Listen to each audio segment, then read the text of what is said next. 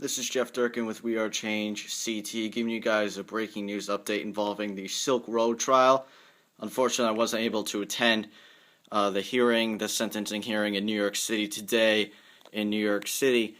But what happened was, unfortunately, Ross Ulbricht has now become yet another victim of the so-called justice system that is taking place now involving the Silk Road trial and what has been happening with that. And he's been sentenced a few hours ago to life in prison.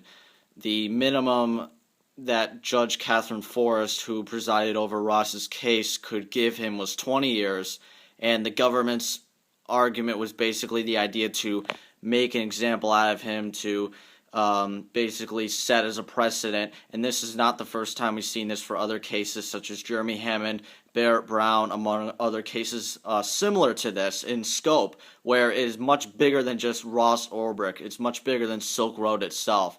It has major implications for the internet and how commerce is used on the internet and how people use transactions, whether it's illicit drugs, stuff like that. All of those different examples have major implications with this case.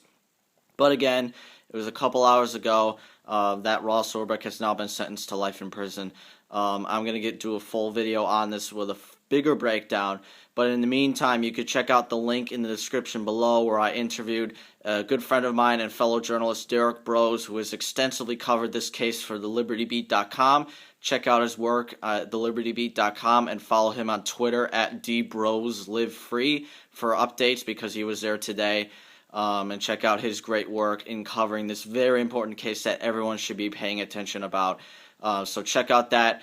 And it all goes back to February, where Ross was convicted at the verdict on all 7 counts involving the Silk Road website, where the government, through their own conclusions, came out that he was the Dread Pirate Roberts, the pseudonym which was the leader and founder of Silk Road, that the government shut down back in 2013 and arrested Ross for that, and ever since he has been in custody as a result. And now, up until this point, back in February, convicted on all 7 counts, and now, just a few hours ago, on May 29th, 2015, today, he's now been sentenced to life in prison.